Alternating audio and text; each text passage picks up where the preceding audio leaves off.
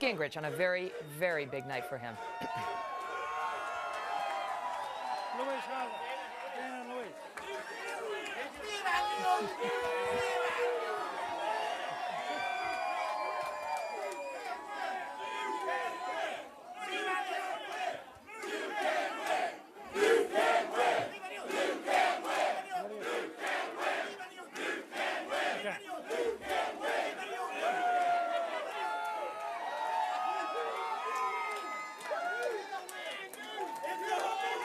Okay. Oh.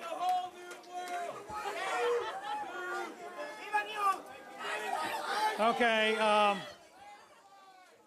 Let me first of all say thank you to everyone in South Carolina who decided to be with us in changing Washington.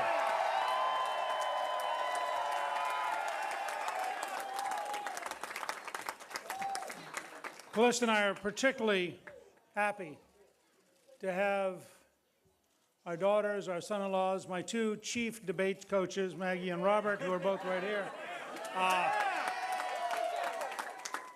And we're delighted to have, my sisters are here, Robbie and Susan, it's just terrific. I also want to recognize several people who are just extraordinarily important in South Carolina making this happen. Judge Billy and Deborah Wilkins just really took over and did a great job. My former colleague, former Congressman John Napier, is just such a terrific class act. He did such a great job statewide putting things together. House Majority Leader Kenny Bingham came on board and really helped us with a statewide network. Speaker Bobby Harrell was tremendous. We traveled the last several days together. Andre Bauer made a big difference. Vivian Wong was tremendous in helping us all across the state. Peter McCoy was remarkable.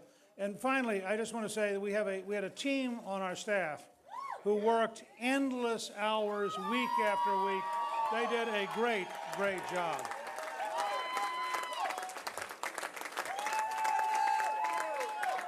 So, there are so many things. I think Callista and I have so many memories from so many parts of the state. Everybody, including people who, by accident or misinformation, were for the other candidates. But everybody was nice to us, everywhere. And I just want to say that I think South Carolina showed Southern hospitality as beautifully as any place we've been.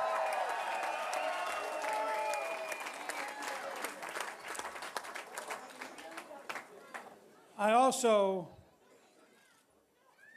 want to mention in particular General Livingston, who is a Congressional Medal of Honor winner, who gave me the great honor in the Yorktown of introducing me yesterday. And to have a man of that courage, that patriotism, and that dedication to freedom come out and support us really meant a great deal. And everybody who went to the Yorktown, it was a remarkable evening, and I'm just grateful to everybody for that moment of patriotism.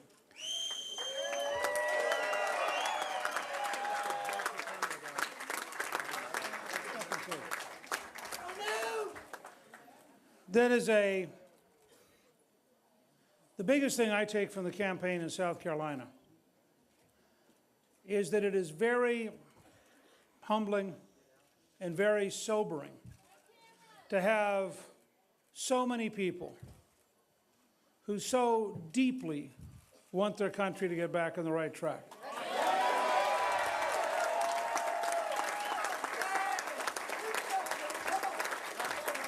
So many people who are so concerned about jobs, about medical costs, about the everyday parts of life, and who feel that the elites in Washington and New York have no understanding, no care, no concern, no reliability, and in fact do not represent them at all.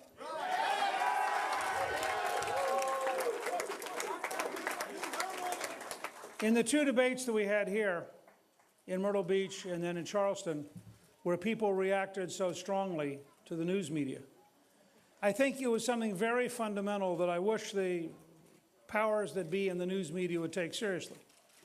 The American people feel that they have elites who have been trying for a half century to force us to quit being American and become some kind of other system.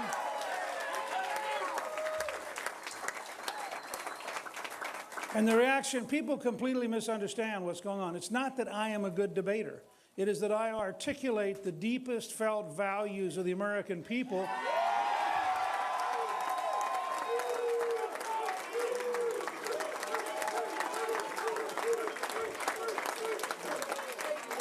You know, this is a remarkable system. What makes us different from virtually every other country in the world is that we are free, and because we're free, we can produce leadership from an amazing range of places. Now, sometimes that leadership is good. We once had an actor who made movies with chimpanzees. He turned out to be one of our greatest presidents and ended up with the disappearance of the Soviet Empire.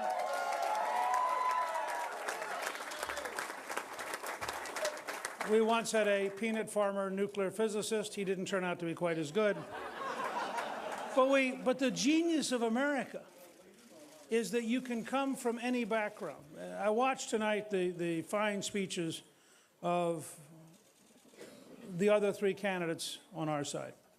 And I was struck with how much they reflected the openness of the American system.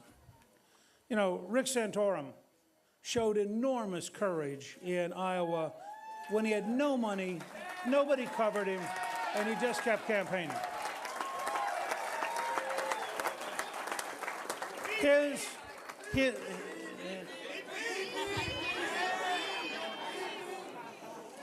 I rest my case. I mean, he has made an impact, right? I mean, here's a guy who articulates the values of social conservatism, who articulates the importance of manufacturing, and who may have been as right about the dangers of Iran as anybody in this country in the last 10 years.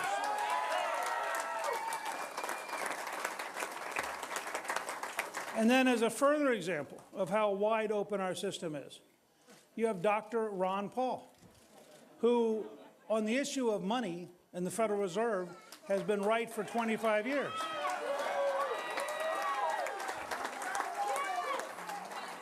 And while I disagree with him on many other things, there's no doubt that a lot of his critique of inflation, of fiat money, and of the Federal Reserve is in fact absolutely the right direction, and it's something I can support strongly.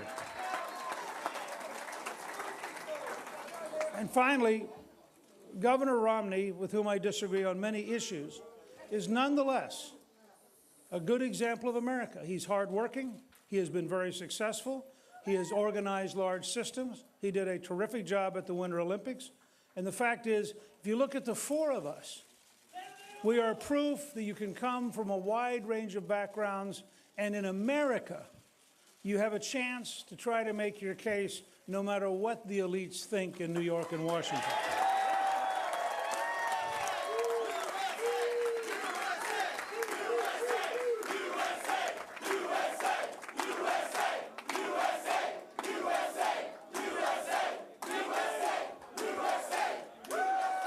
Well, you sort of just now captured the heart of this campaign.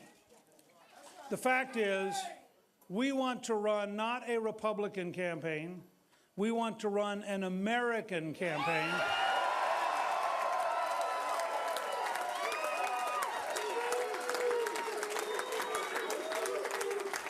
Because we are optimists about the future, because America has always been optimistic about the future. And we believe, as our new sign, which just got made today, points out, that if we unleash the American people, we can rebuild the America that we love.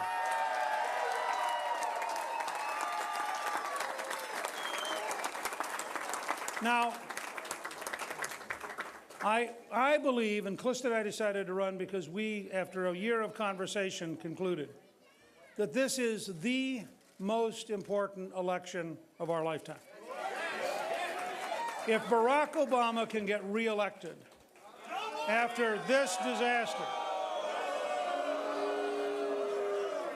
right, just think how radical he would be in a second term. So I have a proposal.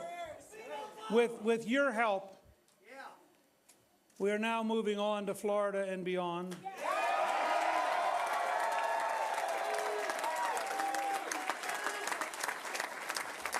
And I want you to know that if, and by the way, anyone here who knows anyone in Florida, please contact them by sometime tomorrow, okay? And my good friend Luis Haza knows many people in Florida, and I'm confident he'll have an impact. But if I do become your nominee, and I think with your help, I will become your nominee, but with your help, together, if that happens, and it's all up to all of us to work to make it happen, if that happens, then I will challenge President Obama to 7 3-hour debates.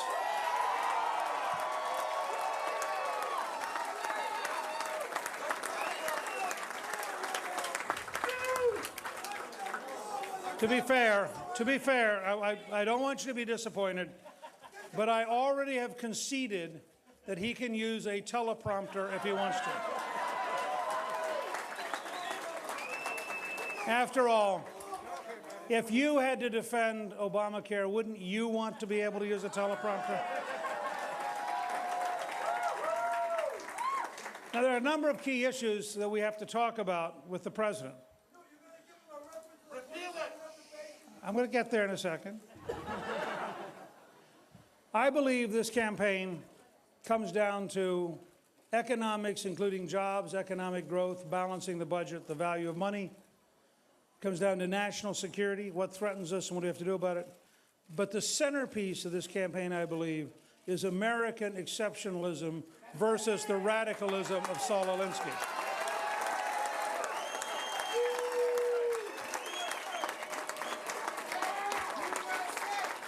And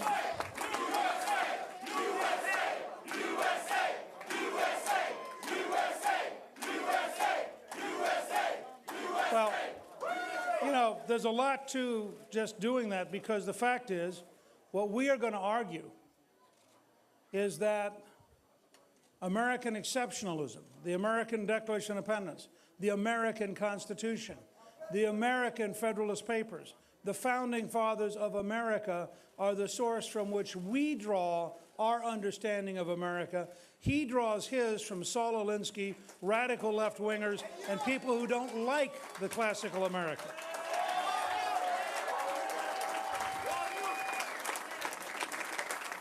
And one of the issues we're going to address head on.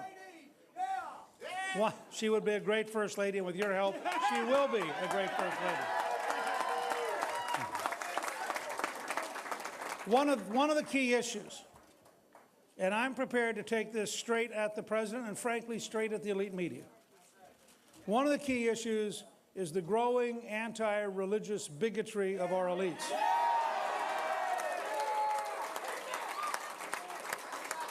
And if you get a chance, if you go to newt.org, my campaign site, there's a 54-page paper there on the balance of power, putting the judiciary back in its proper role and eliminating dictatorial religious bigots such as Judge Barry in San Antonio, who issued a ruling that if the students, not only could the students not pray at their graduation, if they used the word benediction, the word invocation, the word God, asked the audience to stand, or asked for a moment of silence, he would put the superintendent in jail.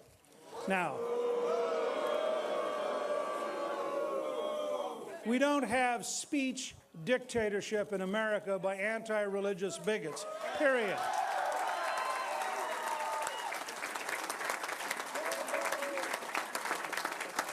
The second big theme, frankly, is one that every South Carolinian understands. It's jobs, economic growth, balancing the budget, having stable money.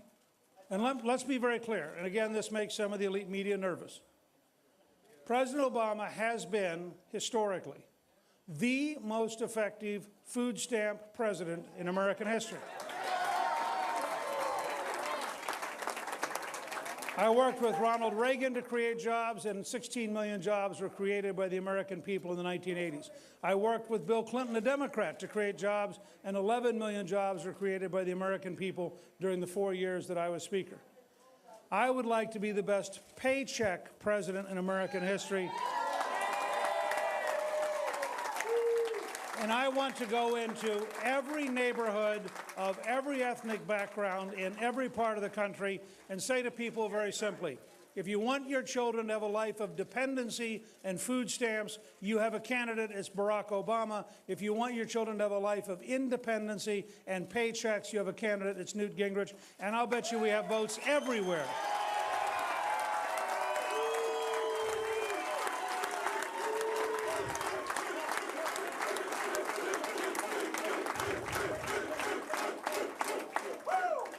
Part of jobs in the economy, frankly, is to shrink the power of Washington. I just talked tonight with Governor Rick Perry, who is deeply committed. I was very generous for his endorsement this week. His passion is implementing the 10th Amendment. We are going to work with him to return power to the states, to local governments, to get it out of Washington, D.C. But one reason that I ask you to be with me and not just for me, if we shrink the Washington bureaucracy, we have to grow citizenship back home to fill the vacuum.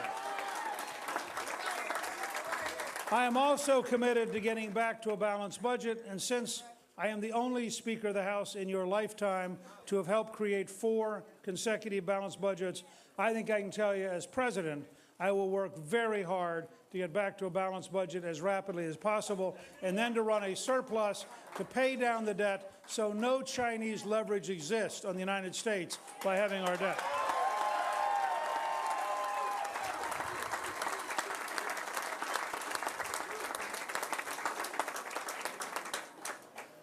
Part of our long-term national security has to be having an American energy policy. I want America to become so energy independent that no American president ever again bows to a Saudi king.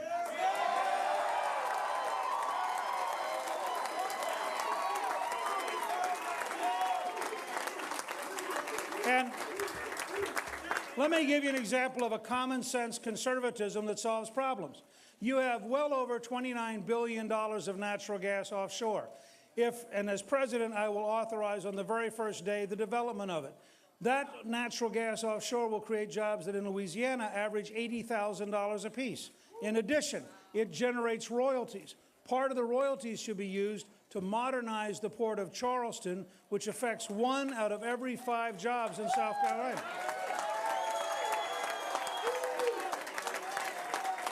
But it's not enough just to find the money.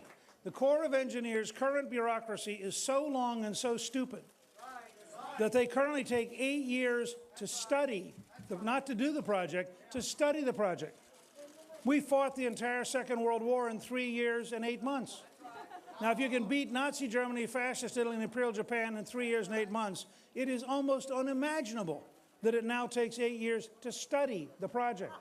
So I want to fundamentally overhaul the entire federal government at every level to produce a modern, lean, effective federal government.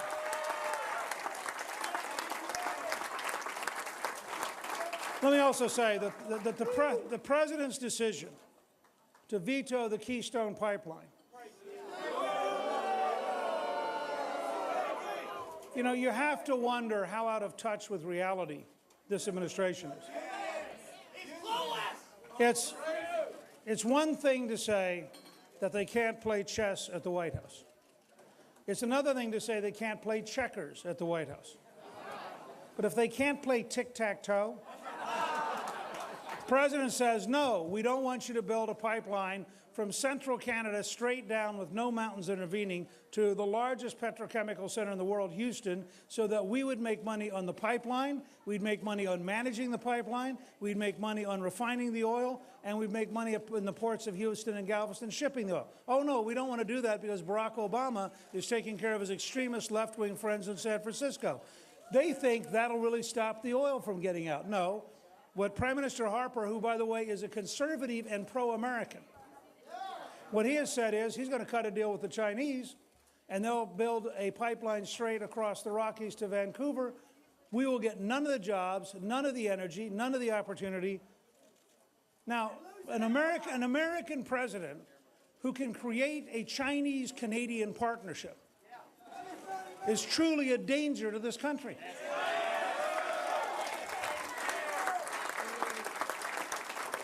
But it gets worse. Last Sunday, the Saudis announced they were signing a deal with the Chinese to build nuclear energy facilities in Saudi Arabia. So the Saudis are now saying, we so distrust the Obama administration, we'd rather rely on the Chinese.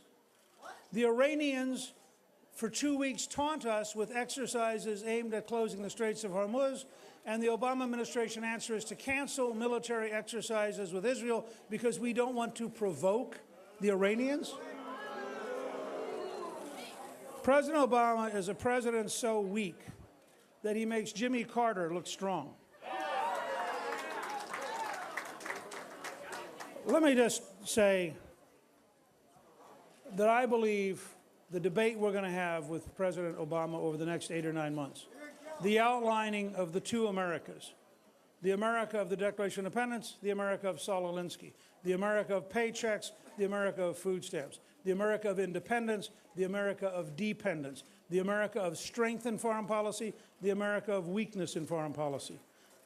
Those two choices, I believe, will give the American people a chance to decide permanently whether we want to remain the historic America that has provided opportunity for more people of more backgrounds than any country in history, or whether, in fact, we prefer to become a brand new, secular, European-style, bureaucratic socialist system. I agree with you. I'm running because Callista and I looked at the future for Maggie and Robert, and we decided, no, we're not going to go the route of Obama and these kind of radical ideas. So, in order to carry out this great debate, to rally the American people to reasserting their belief in America, to winning the election decisively this fall, to profoundly changing Washington starting on day one, when, by the way, we abolish all the White House czars. To do that, we need to build on this victory by going to Florida. I need your help in reaching out to people in Florida. I need your help in finding anybody who believes in what we're doing and telling them to go to newt.org, just my first name, to sign up, to donate, to get involved. We don't have the kind of money that at least one of the candidates has.